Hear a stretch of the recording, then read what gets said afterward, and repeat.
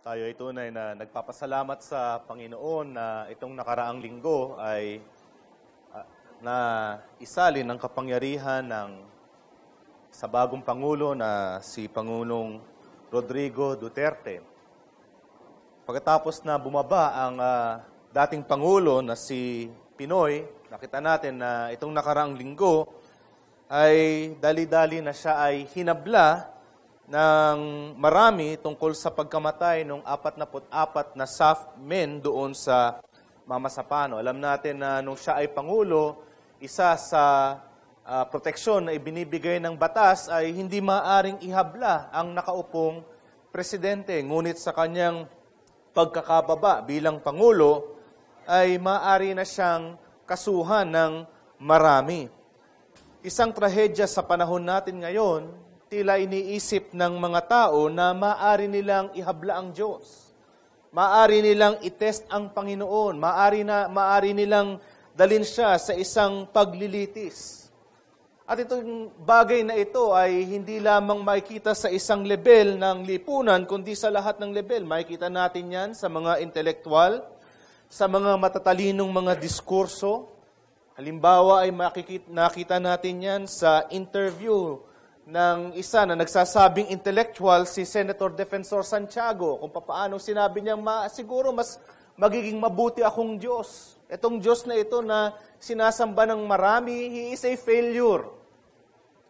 Tila baga sa kanyang pag-iisip, ang Diyos na ito ay isang Diyos na maaring itest, maaring ilagay sa test tube, maaring litisin, maaring kilatisin. Makikita rin natin to sa mga common na mga tao. Makikita rin natin to sa current na mga issues. Halimbawa, yung issue ng death penalty o yung issue ng same-sex marriage. Pero makikita rin natin to sa personal na level, sa bawat isang tao.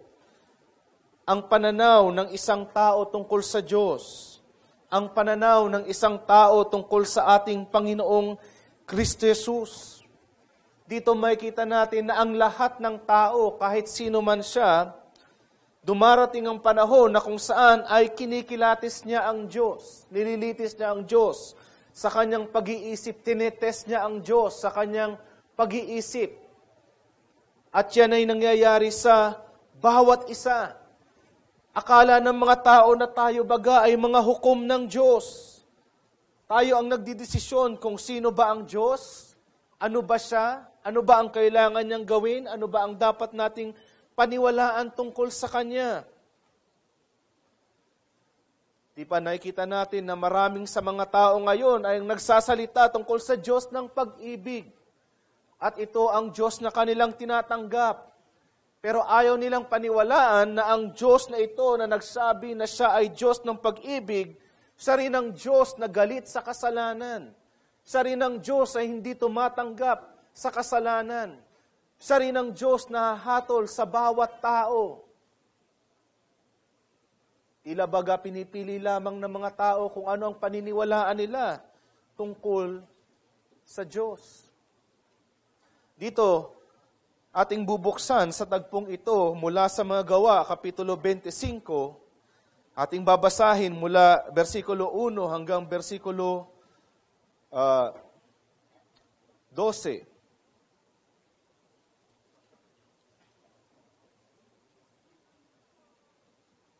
Sabi dito, pagkaraan ng 3 araw, pagkarating ni Festo sa lalawigan, pumunta siya sa Jerusalem mula sa Caesarea, at doon ang mga punong pari at ang mga pinuno ng mga Hudyo ay nagulat sa kanya laban kay Pablo.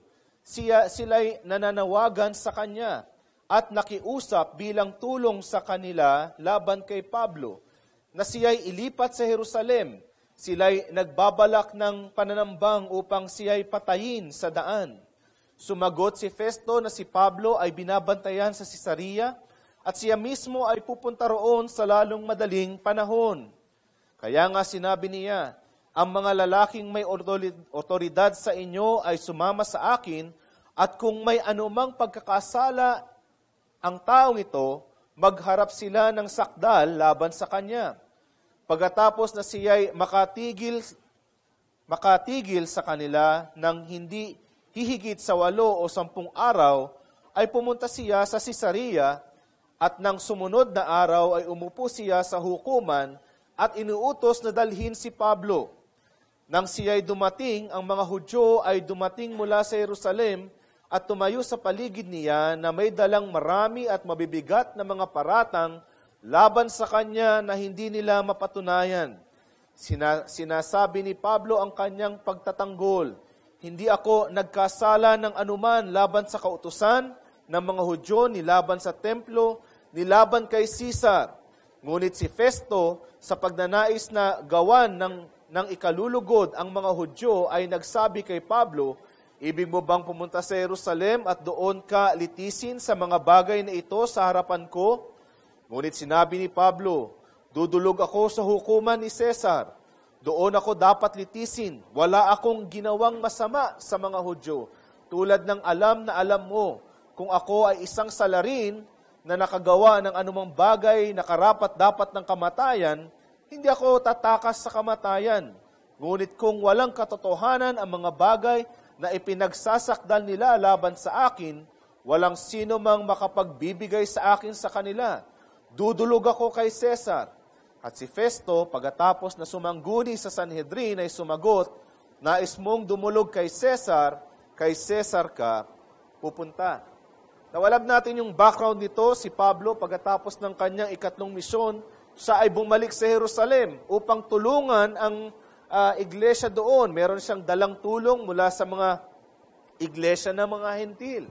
Pero in-advise siya ni James na pumunta siya sa templo at gawin yung rite ng purification. At doon ay inaresto siya ng mga Hudyo sa bintang na siya ay nagdala ng isang Hentil sa loob ng templo.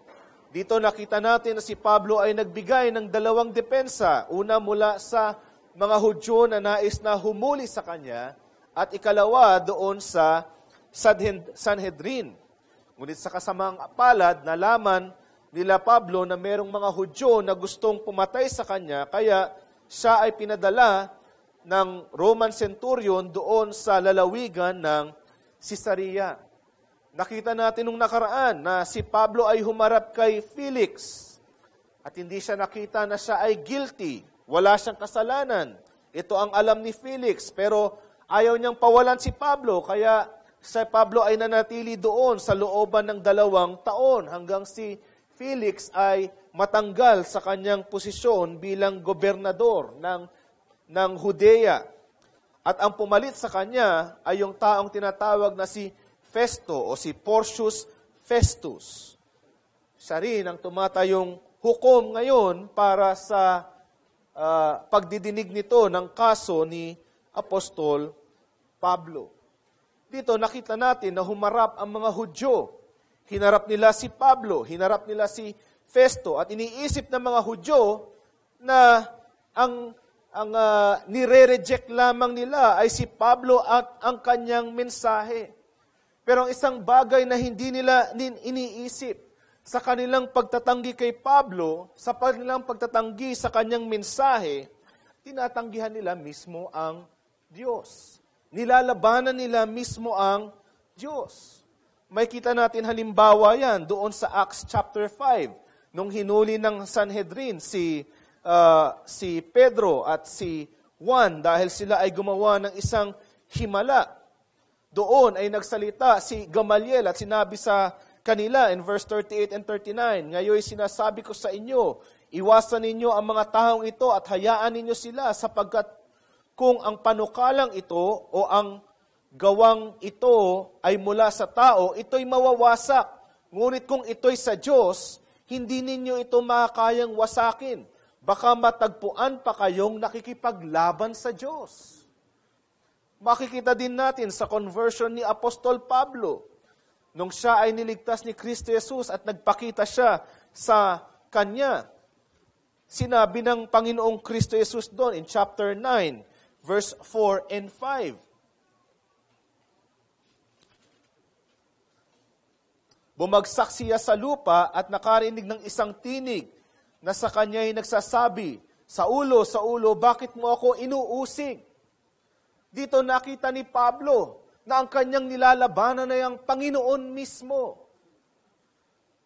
na siya ay nakikidigma sa Kanya. At dito makikita natin in chapter 25, verse 7 ng Acts, kung ating babasahing muli, nang dumating siya doon, ang mga Hudyo ay dumating mula sa Jerusalem at tumayo sa paligid niya na may dalang marami at mabibigat na mga paratang sa Kanya na hindi nila mapatunayan. Makikita natin na ang mga Hudyo ay hindi lamang nakikipaglaban kay Pablo.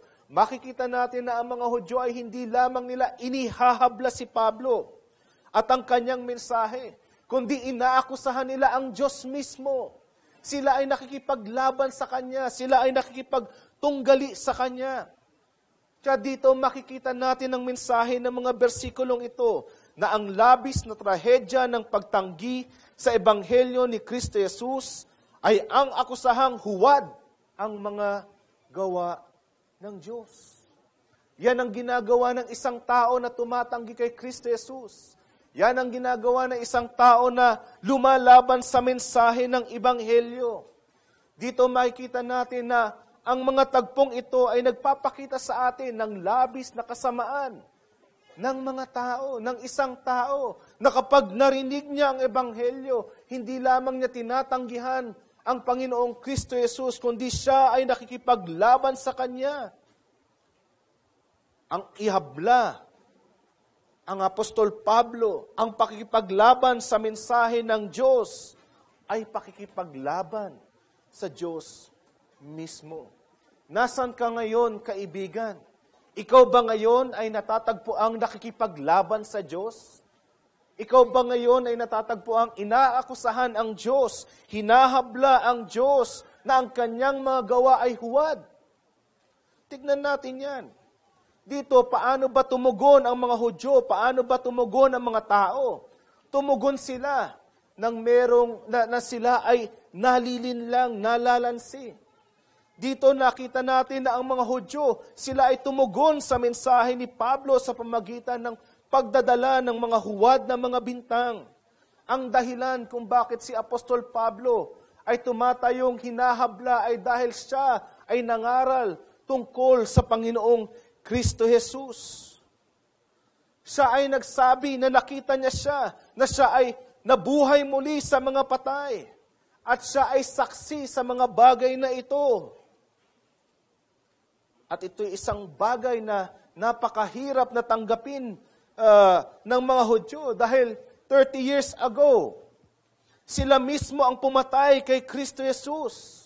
Sila mismo ay tumanggi sa Kanya. Bakit nila tinanggihan si Kristo Jesus? Sapagkat sa kanilang pag-iisip, sa kanilang mga ideya, hindi siya yung Kristo na kanilang inaantay. Hindi siya yung Kristo na gusto nilang tanggapin. Sila ay nag-aantay ng isang Kristo na magiging isang military leader, isang Kristo na magtatalaga sa kanyang sarili bilang isang hari, isang Kristo na hahawak ng kapangyarihan doon sa Jerusalem at palalayasin niya ang kaaway ng mga Hudyo. Paano nangyari ang lahat ng ito? Bakit ganito ang pag-iisip ng mga Hudyo? Alam niyo, nangyari ito sapagkat hinaluan nila ang mga pagtuturo ng lumang tipan ng mga ideya ng mga tao. At ito ay naganap doon sa 400 years gap between testamental periods. Yung gap na kung saan wala silang narinig na anumang propesiya mula sa Diyos. Tinatawag na intertestamental period, yung gap ng Old Testament at ng New Testament. Kaya nga ang mga Hudyo, sila ay nag-aantay ng isang Kristo, hindi ayon sa kasulatan, kundi isang Kristo ayon sa kanilang imbensyon, ayon sa kanilang pananaw, ayon sa kanilang pag-iisip. Yun ding mga panahon na yon, noong 400 years of silence, yung mga Hudyo, sila ay nag-develop ng iba't ibang mga ideya tungkol sa Diyos, tungkol sa kautusan, na mga malayo sa kasulatan ng lumang tipan. Dito rin na-develop yung mga religious groups, yung mga Pharisees, yung mga scribes, yung mga Sadducees, na kung saan, nung sila ay in-expose ng ating Panginoong Kristo Jesus, nakita na sila ay mga huwad na mga tagapagturo. They are false teachers. Dito pinapakita sa atin ng ating Panginoong Kristo Jesus nung siya ay dumating, ipinahayag niya sa kanila kung papaano sila nalinlang, kung papaano sila nalansi, at ang lahat ng mga bagay na ito ay nakatanim ng malalim sa pag-iisip ng mga Hudyo. At dito nakita din natin na maging ang kanyang mga alagad ay naapektuhan ng ganitong klaseng pag-iisip. Di ba nung una sila ay nagugulat sa mga sinasabi ng Panginoong Kristo Jesus nung sinabi niya na siya ay mamamatay? Sabi nila, hindi ito maaring mangyari sa iyo, Panginoon. Lalaban kami. Sa kanilang pag-iisip, siya ay dapat na maging hari. Dito makikita rin natin na ang mga Hudyo, ang kanilang pag-asa na sila ay tatanggapin ng Diyos, ay nakasandig hindi sa Mesiya na darating, kundi sa kanilang mga gawa. Sa kanilang estado sa harapan ng Diyos. Iniisip nila, kami mga anak ni Abraham. Kami mga Hudyo, kami mga katanggap-tanggap sa Diyos. Iniisip ng mga Pariseo, kami ang mga tao na mga righteous. Kami ang sumusunod sa batas. At kung meron mang tao na tatanggapin ng Diyos, iniisip ng mga marami, baka yan yung Pariseo. Sapagkat tignan mo ang kanyang mga gawa. Sinusunod niya ang lahat. Sila rin ay proud na nasa kanila ang templo ng Panginoon. Simbolo ng presensya ng Diyos. Niisip nila na kahit anong mangyari, okay lang tayo. Nandyan naman ang templo. Nandyan naman ang Diyos. Niisip nila na pagdating ng Mesiya, sila ay magiging dakilang lahi muli. Kaya nga nung dumating ang ating Panginoong Kristo Jesus, lahat ng kanilang pag-asa, lahat ng alam nila tungkol sa Diyos at tungkol sa Kanyang Kristo, lahat ng kanilang iniisip na darating, pinakita ito ng ating Panginoong Kristo Jesus na panlalansi na gawa ng dyablo. Bagamat ito'y isang bagay na malalim sa kanilang pag-iisip, bagamat ito'y isang pagtuturo na kanilang tinatanggap mula sa mga bata hanggang sa mga matatanda, sa looban ng maraming taon, pinakita ng Panginoong Kristo Jesus na ang lahat ng mga bagay na ito ay hindi totoo. Kayo ay nalansi. Ito ay pagtuturo ng dyablo. Kaya nga, di ba, nabasa natin in John chapter 8, verse 42 hanggang 47. Pinakita doon ng ating Panginoong Kristo Jesus, saan ninyo nilalagay ang inyong pag-asa? Inilalagay niyo ba ang inyong pag-asa na kayo ay mga pisikal na mga anak ni Abraham? Hindi yan ang inyong pag-asa. Kung kayo ay hindi nananampalataya sa akin, sabi ng Panginoon, hindi kayo sa Diyos. Malayo kayo sa Kanya. Hindi niyo ako nakikilala. At yung pag-asa niyo na yan, bakit niyo inaasahan yung mga bagay na yan? Ang pag-asa niyo na yan ay galing sa dyablo. Verse 42, 47, John chapter 8. Sabi dito, sinabi sa kanila ni Jesus, kung ang Diyos ang inyong Ama, ay iniibig niyo sana ako sapagkat ako'y mula sa Diyos. At ngayon ay narito ako. Hindi ako naparito mula sa aking sarili, kundi sinugo niya ako. Bakit hindi niyo nauunawaan ang aking sinasabi sapagkat hindi ninyo matanggap ang aking salita? Kayo'y mula sa inyong amang dyablo. At nais ninyong gawin ang kanyang kagustuhan. Ang kagustuhan ng inyong ama. Siya'y isang mamamatay tao buhat pa sa pasimula at hindi naninindigan sa katotohanan. Kaya nga dito, ang mga Hudyo, sila ay nahaharap sa pagpipili. Pipiliin ba nila kung ano ang totoo? Pipiliin ba nila kung ano ang pinahayag ng Diyos, ang katuruan ni Kristo Jesus? o tatanggihan nila si Kristo Jesus at pipiliin nila ang kasinungalingan na kanilang pinanghahawakan. Yun ang pagpili na hinaharap ng bawat isang tao ngayon.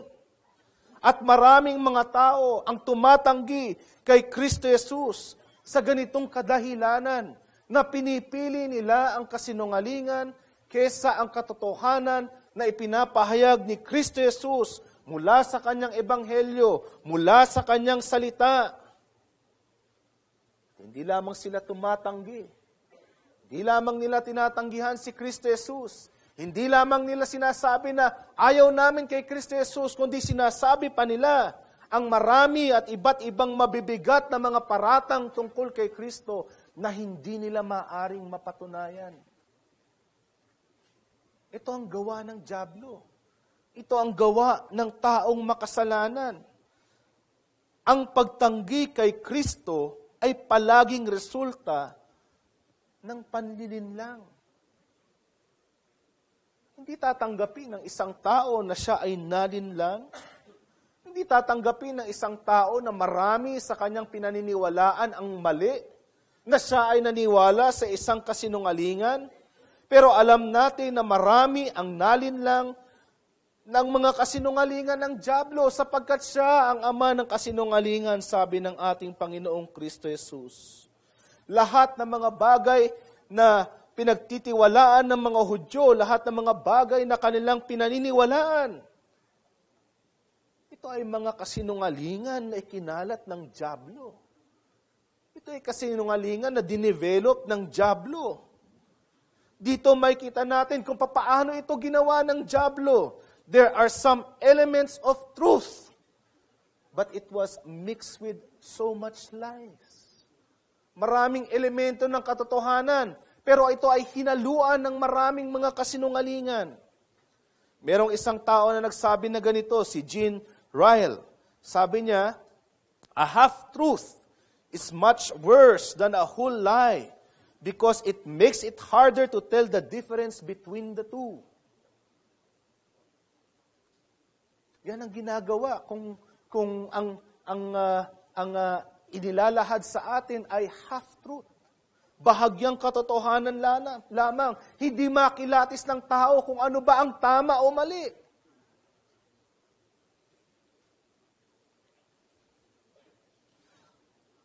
Nagsinungaling ang dyablo sa atin tungkol sa Diyos. Nagsinungaling ang dyablo sa atin tungkol sa kung ano ang katatayuan natin sa harapan ng Diyos. Nagsinungaling ang dyablo sa atin kung sino ba itong Kristo na darating.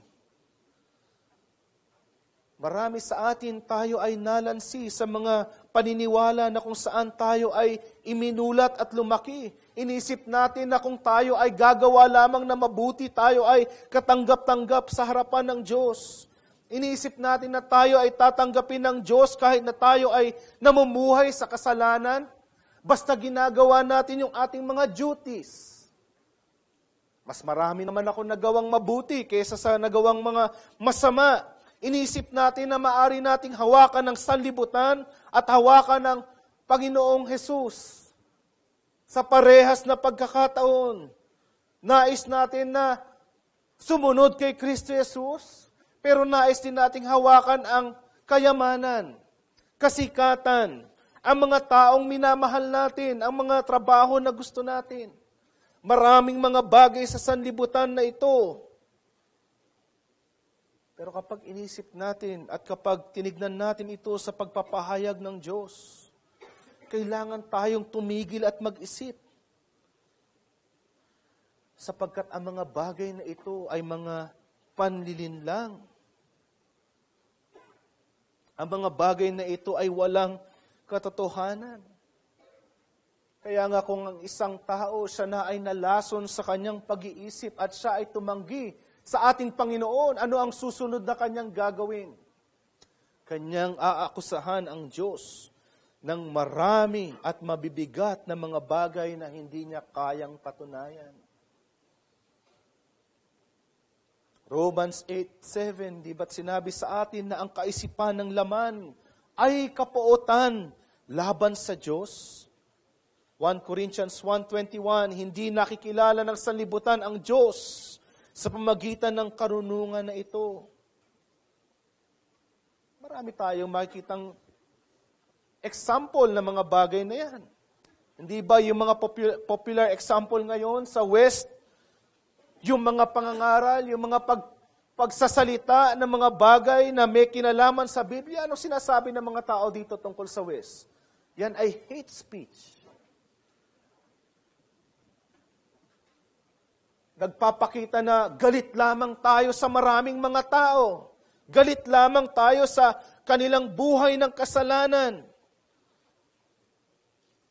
Particularly, maririnig natin ito sa mga tao na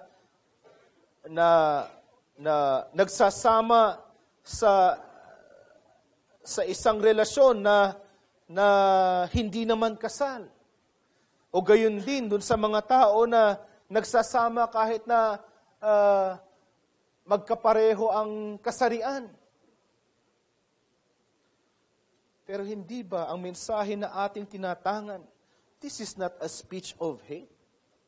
Sinasabi natin ang problema ng tao, ang kasalanan. This is not a message of hate. Ang Ebanghelyo, this is a message of hope. Na sinasabi natin sa lahat, na kung ikaw ay nagkasala laban sa Diyos, merong pag-asa para sa iyo. Hindi lamang natin pinangangalandakan na ang tao ay nagkasala sa Diyos. Kung yan lamang ang ating mensahe, that is a cruel message.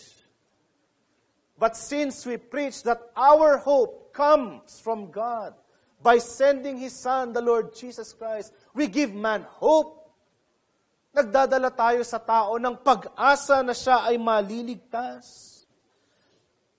Kaya nga ang mensahe ng ating Panginoong Kristo Jesus, ito ay humahamon sa lahat, sa mga pananaw natin, sa mga pananaw na hinahawakan ng mga tao.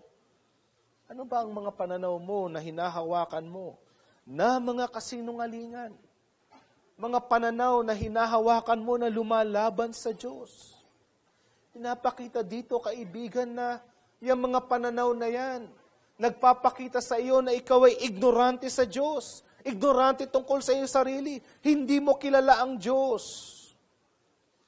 At dahil sa ating pagiging ignorante, tayo ay gumawa ng ideya ng Diyos. Tinaas natin ang ating mga sarili at gumawa tayo ng bersyon ng Kristo ayon sa ating pag-iisip.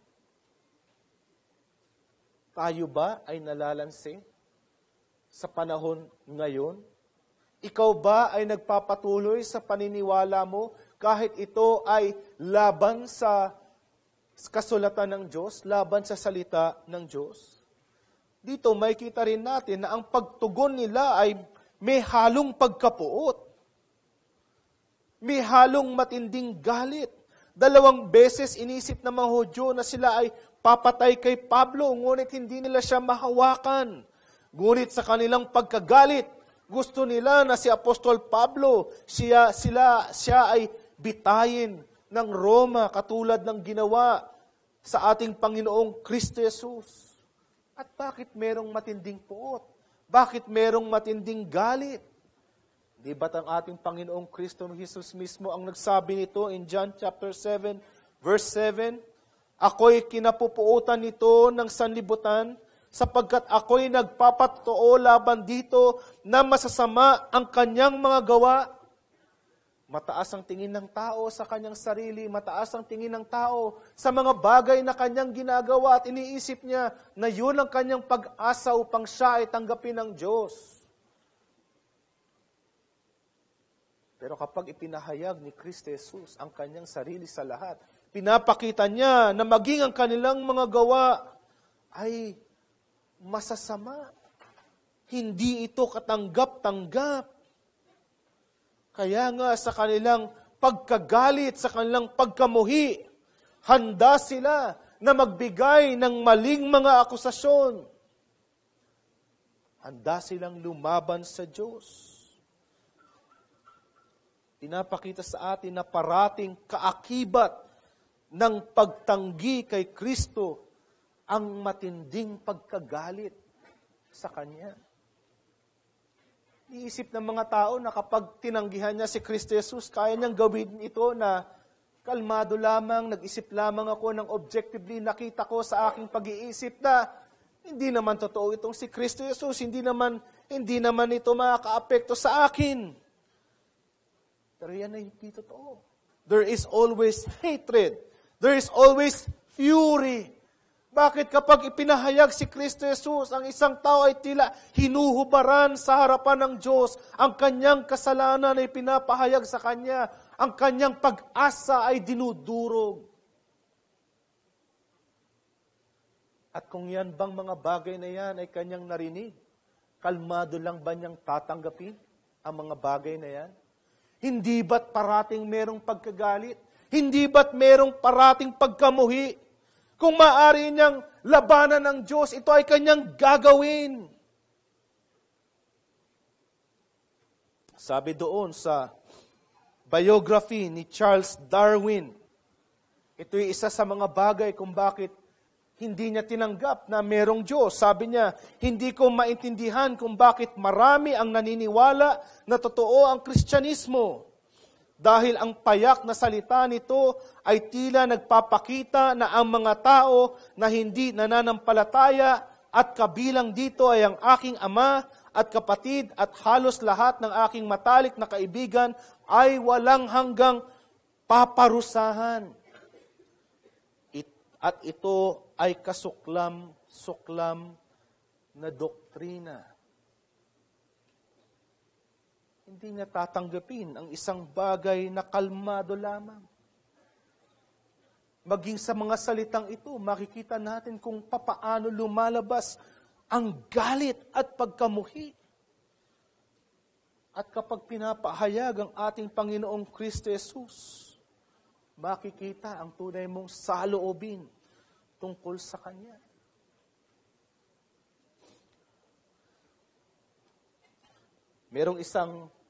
Merong isang babae na nagreklamo kay Martin Lloyd-Jones. At ito ang sabi niya, kung mangaral ang taong ito, ipinapamukha niya sa atin na barabang tayo'y mga makasalanan. At yan ang nangyayari kapag pinapahayag si Kristo Jesus. Pinapamukha sa lahat, sa buong sanlibutan, na ang lahat ng tao at sa lahat ng dako ay mga makasalanan. Nakita ninyo kung gaano kalalim ang panlilinlang ng dyablo? Ayaw tanggapin ng tao na siya ay makasalanan sa harapan ng Diyos, na siya ay hindi katanggap-tanggap sa Kanya.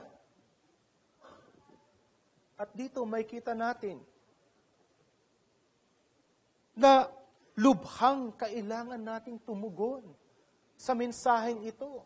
Lubhang kailangan nating tumugon sa pangangaral ng Ebanghelyo. Dito nakita natin kung paano tumugon ang mga Hudyo. Tinanggihan nila ang Kristo, ipinako nila sa krus, pero hindi natapos doon ang lahat ng yon. Nakita nila ang kanyang mga alagad. At sila ay inusig nila. At hindi pa rin natapos ang lahat ng yon. Handa sila na magbigay ng iba't iba at sari-saring mga salita na lumalaban sa Kanya. Handa sila na magbigay ng iba't ibang mga paratang kahit hindi nila ito kayang patunayan. Handa sila na lumaban sa Diyos.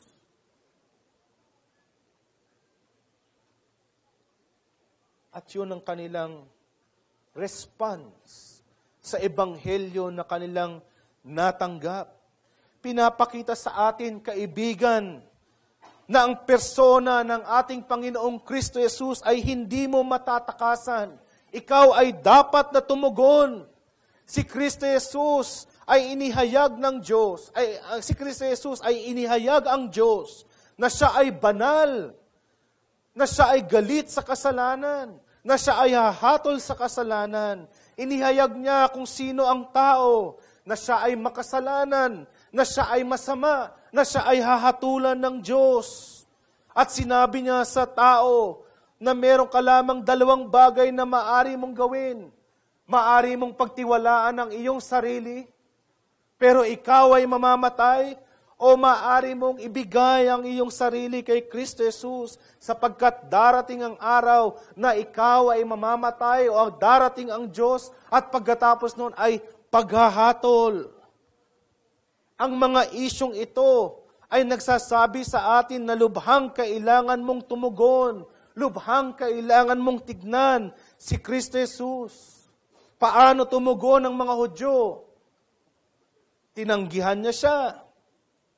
Ginawa nilang sinungaling ang Diyos. Pero ikaw, kaibigan, nasaan ka ngayon?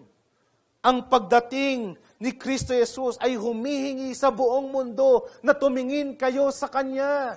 Tignan niyo siya. Siya ang Kristo ng Diyos. Pag-isipan mo siya. Suriin mo siya. Hanapin mo siya. Ipinipilit ng kapahayagan ni Kristo Jesus na ikaw ay tumugon. You must respond. At itong mensahe na ito ay isang mensahe na urgent. Isang mensahe ito na kailangan mong tumugon ngayon. Mula pa sa pasimula, ang tao ay nahulog sa kasalanan. Hindi niya kayang bigyan ng kasiyahan ang Diyos sa pamagitan ng kanyang sarili.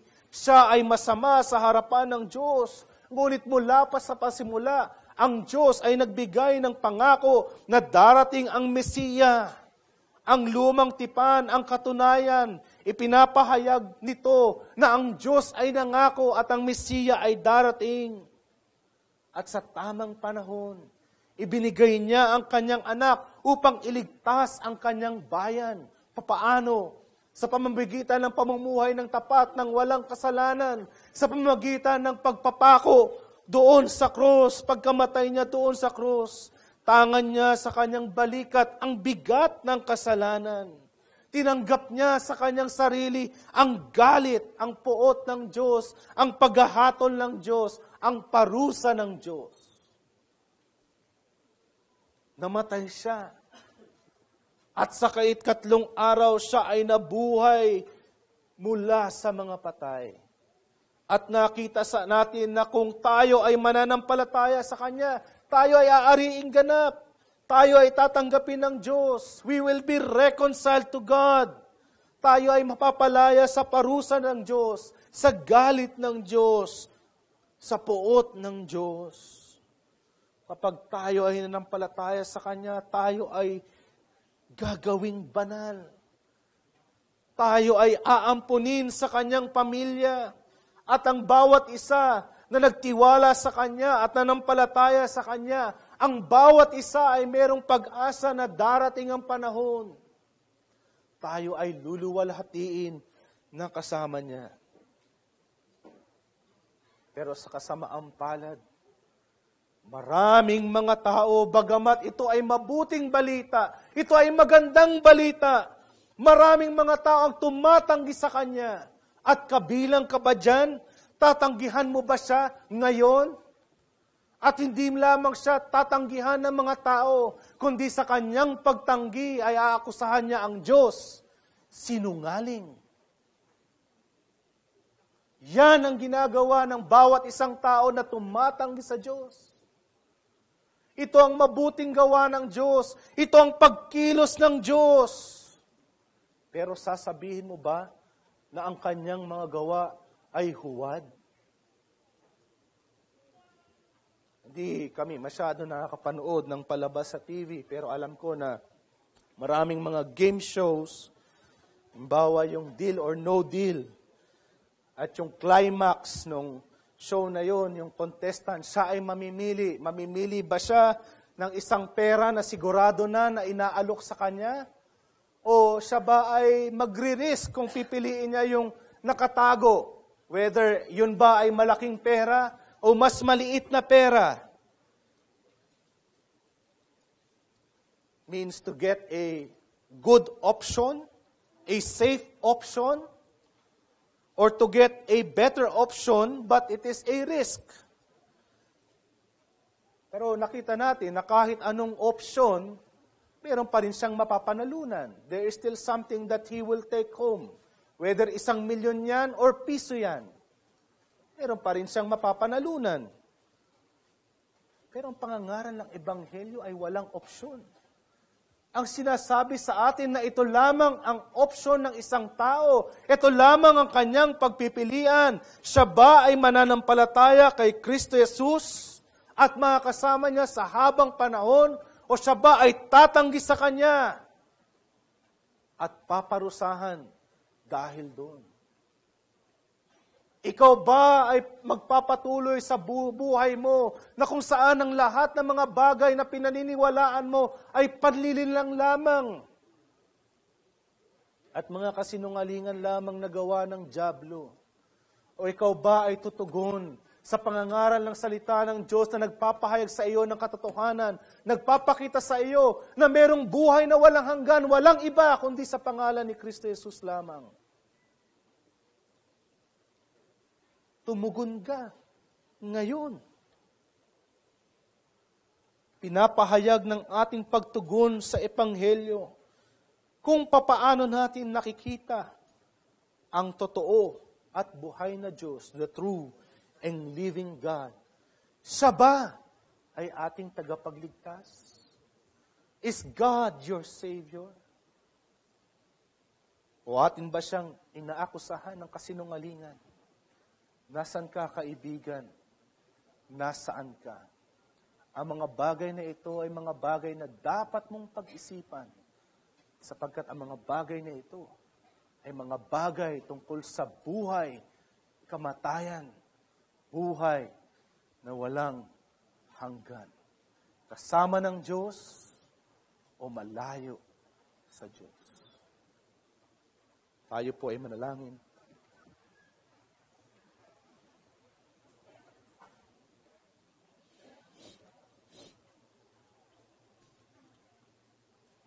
Panginoon, aming Ama sa langit, tunay nga na isang pagpapala na ang iyong salita ay nabuksan sa amin.